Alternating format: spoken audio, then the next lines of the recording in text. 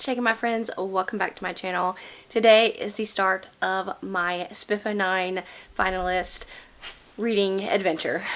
If you do not know what SPFBO9 is, it is the self-published fantasy block off number 9 hosted by Mark Lawrence, where 300 self-published fantasy authors put their hat in the ring, and our 10 judges have whittled this down to 10 finalists, the best of the competition. And I will be reading all 10 of these finalists going forward. So I want to start off this video by saying, number one, if you are an author of these books, it may be best if you do not watch this video. And the reason why I'm saying this, I'm just putting the disclaimer here, is that I am very honest in my opinions of these books. So if that, I don't want to hurt anybody's feelings or do anything of that nature. I truly just adored reading these books and adored being able to talk to you guys. Everybody has just been so nice and welcoming me into the community, but I am going to be very honest, as this is a competition and I'm going to put my feelings forward. I'm going to tell you why I liked books, why I didn't like books.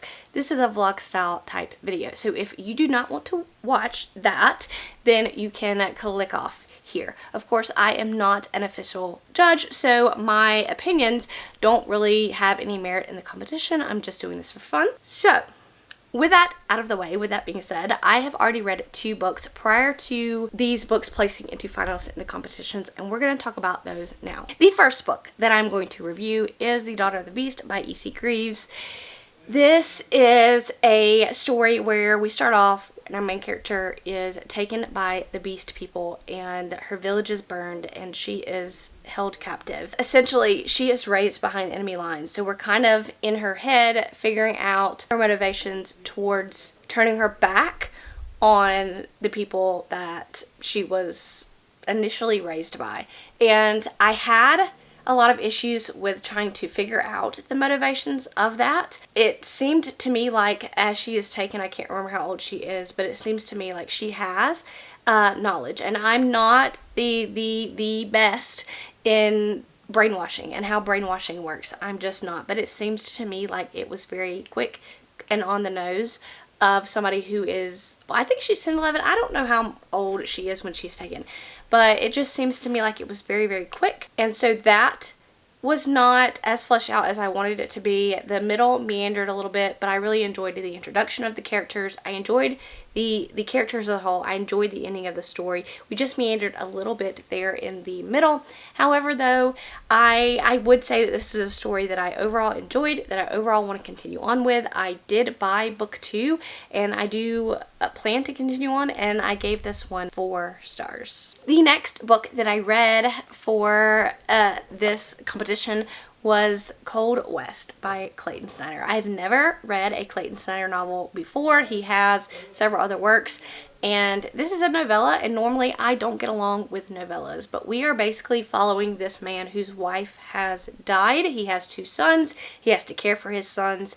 They are obviously everything is in financial burden, like they need money, and he used to be a bounty hunter. So when his wife dies, this man comes back and says, hey, you're gonna make a lot of money for doing this bounty, and off he goes, basically. I can't say more without ruining the story.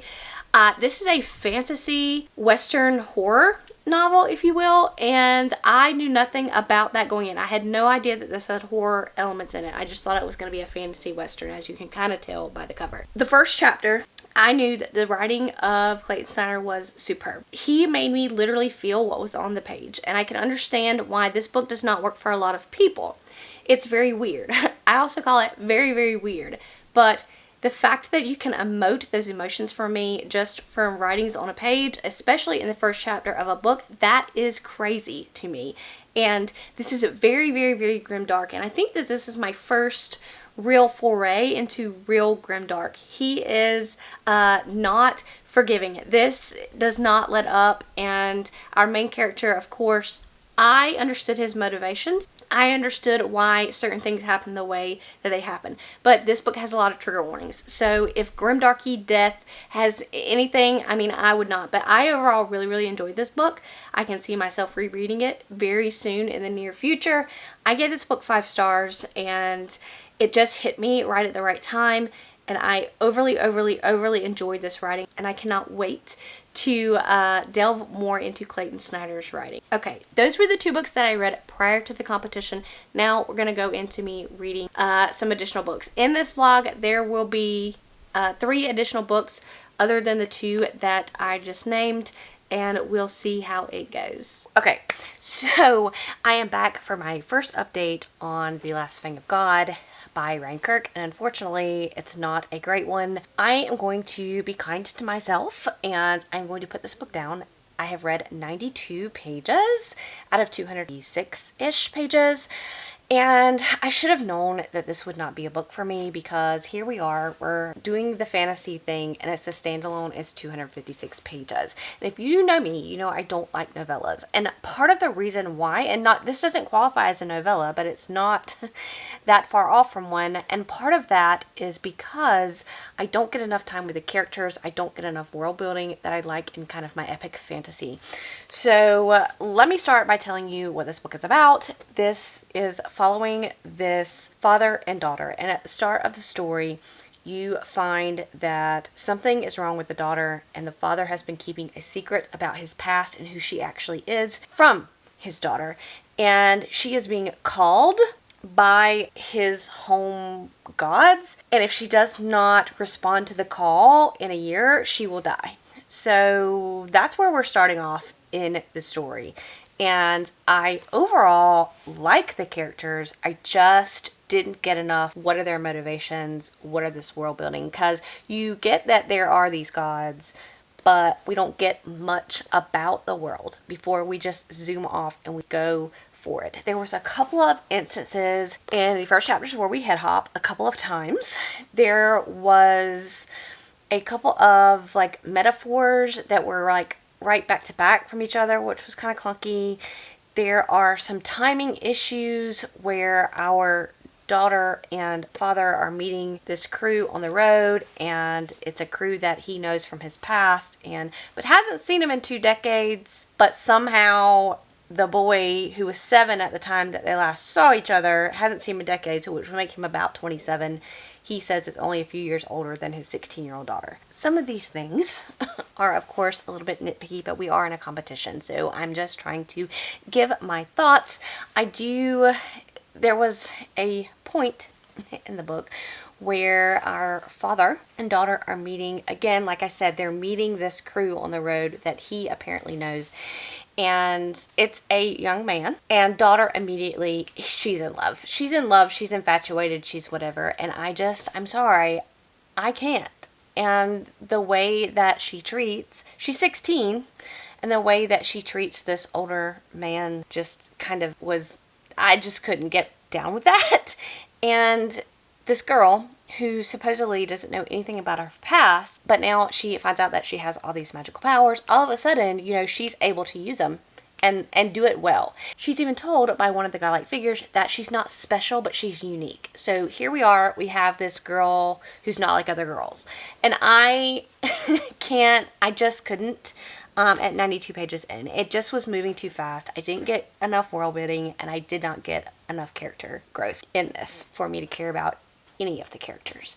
So I put it down to be kind to myself, and this is not a knock on this book or a knock on this author. I think that this is a fantastic book for somebody who likes that more of a fast-paced story. I am not one of those people. I like world building, I like character development, and to me it's very important in order to be able to enjoy the story. So that's it for The Last Fang of God. I still love this cover, and it does, I don't know why I didn't think that had something to do with wolves, seeing as there was a wolf on the cover, if you could see, but I didn't think anything about wolves. I've only read a wolf story in like paranormal romances, so I thought that was interesting. Like, here's some wolves in not a paranormal fantasy. But that's going to be my thoughts, and when I start my next book, I'll check back in. I'm not sure what that's going to be. But yeah, third book from SPFBO9 down. Alright, so I'm about 100 pages in to The Required Watch by Jacqueline Hagan, about here. And I'm really shocked at how much I'm enjoying this book. So first of all, let's talk about what it's about. We are following two main characters, Spindler and Ink. Spindler is a journalist and Ink is a pickpocket. And so one of the men in the town has been found to be dead.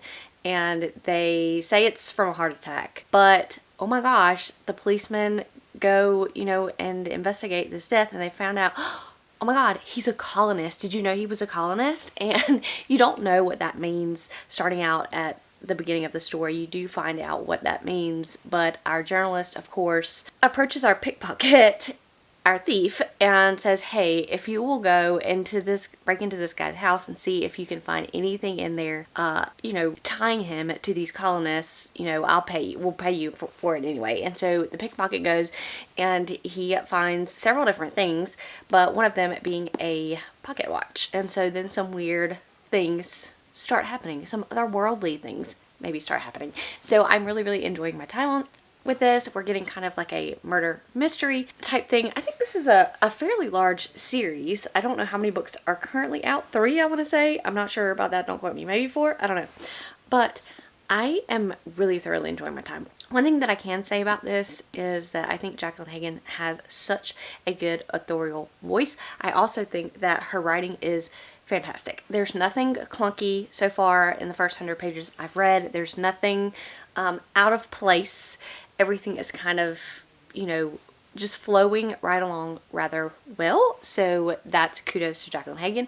I think that that's fantastic. There's been no lulls in the plot so far. I haven't been bored. I haven't been wondering what's happening. I am doing this one immersion read. I'm listening on audio as I am reading, so I don't know if that's helping my situation, but I'm really enjoying this so far, and I'm hoping to continue to enjoy this. I have heard a lot of great things about this particular book from other people that I follow in the community, so I am very looking forward to continuing on. We'll see how this one goes. So I am now I have 100 pages left of the Wickwire Watch, and my feelings in this past 200 pages definitely have changed versus the first 100 pages. I really enjoyed the first 100 pages. I enjoyed the mystery aspect of it, but when we hit that 100 page mark, I feel like we started to jump genres too much for me.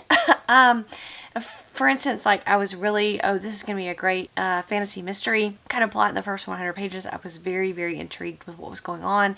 And then we changed into, no, now I'm going to be a cozy fantasy and with some horror elements mixed in. Okay, now I'm going to go back to like, here's some crazy things in this fantasy world that's kind of more epic. Okay, now we're going to go back to cozy fantasy. And I think that kind of genre hopping doesn't work for me. It's definitely more cozy than I thought it was going to be. Also, the middle portion of the book is kind of very slow as we are trying to, I get that we're trying to set up this world and set up some additional side characters for a found family, but honestly, I'm not feeling very found family because I just don't care that the way that it's been set up. Because literally for 200 pages, we have watched this boy do farm chores.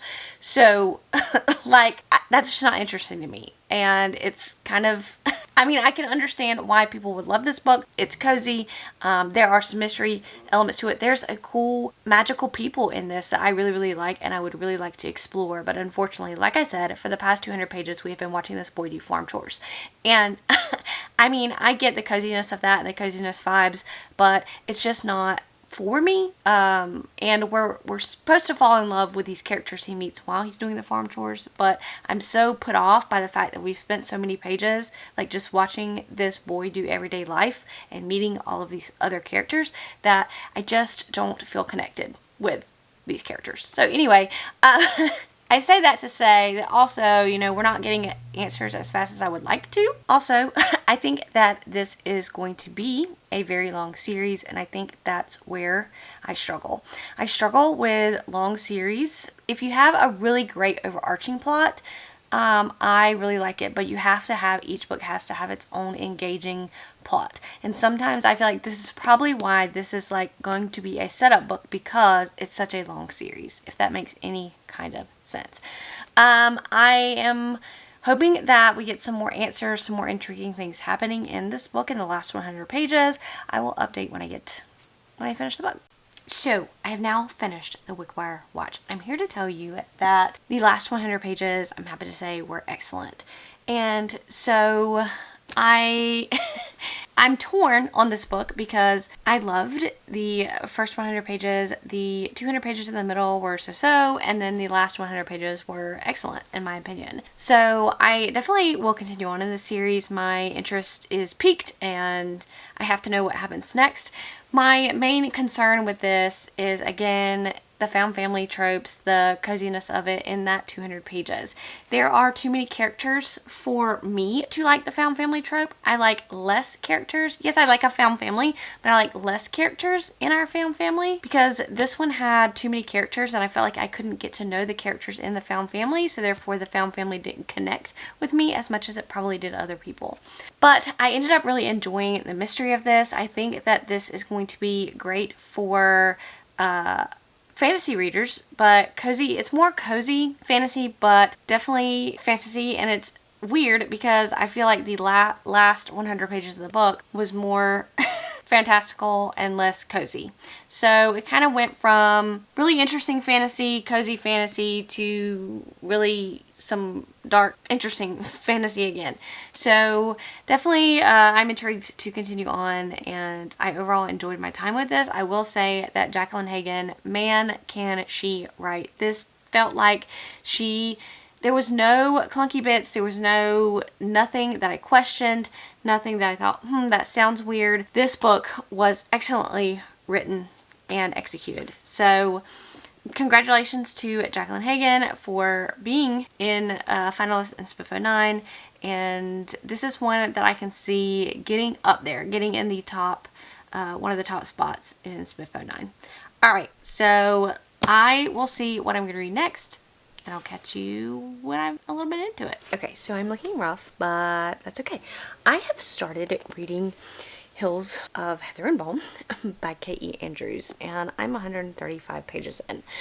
So let's talk about some things that I'm liking about the book. Number one, every chapter is named after a different flower, and then we have a picture, always a full illustration of what that particular flower looks like, and then we also have 3 kind of keywords or whatever about what the chapter is going to be entailing. And I really, really enjoyed that.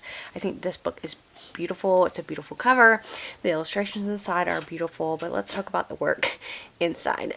I am not a cozy fantasy girl, and this is what I am coming to figure out. This is a genre that I have tried multiple times, and it is just 100% not for me. I'm the girl that doesn't even like legends and lattes, okay? So in this book, we're following a married couple.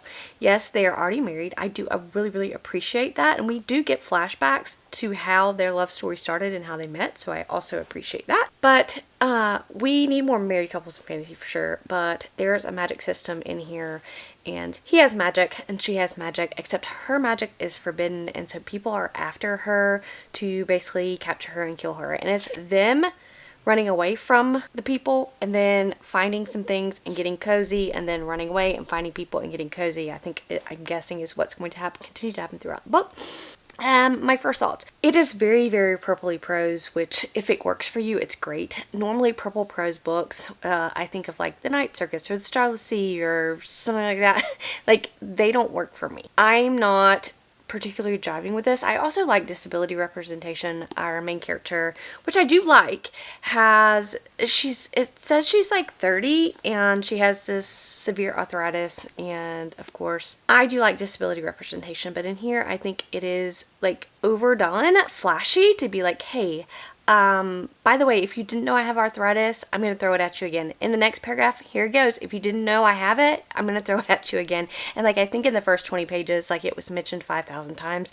And I like a more subtle approach and not glaringly, hey, if you didn't know this already and I haven't mentioned it 20 other times, here's what I have and here's my disability. I just like more subtle approach. I don't know.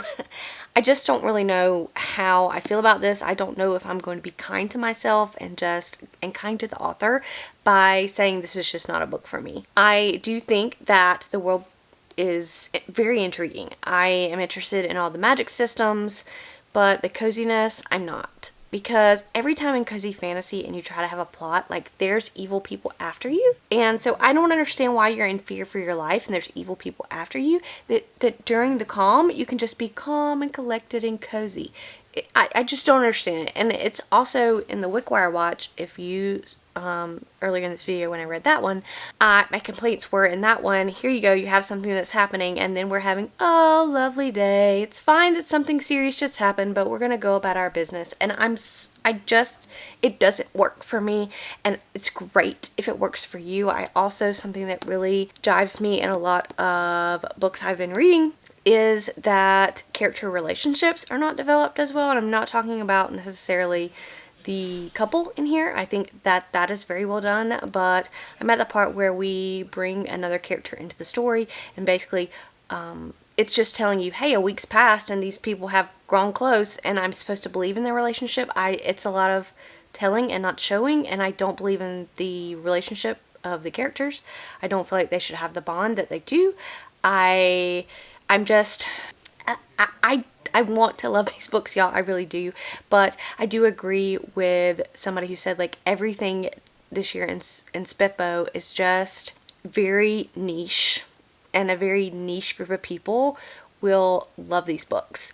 And I'm just not one that falls into those niche. I like high fantasy. I like epic fantasy. I maybe can do some fantasy romance here and there.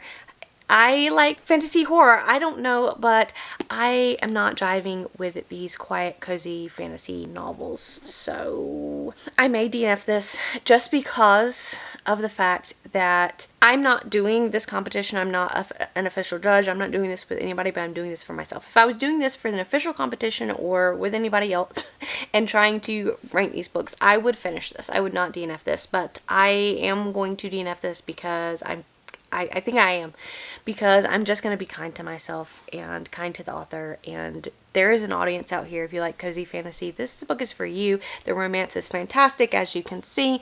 The woman is taller than the male in the relationship, which we also don't see. I thought that was beautiful. I'm not jiving with this kind of niche category of books, if that makes any sense. So because I've decided to DNF this, I am going to sign off on this vlog. Thank you for watching. I am at some point going to read 5 more SPFBO9 finalists, hoping that I find the hidden gem, the one that I think is the winner. I don't know where we're at right now, but that's the plan. And so I will catch you guys in the next one.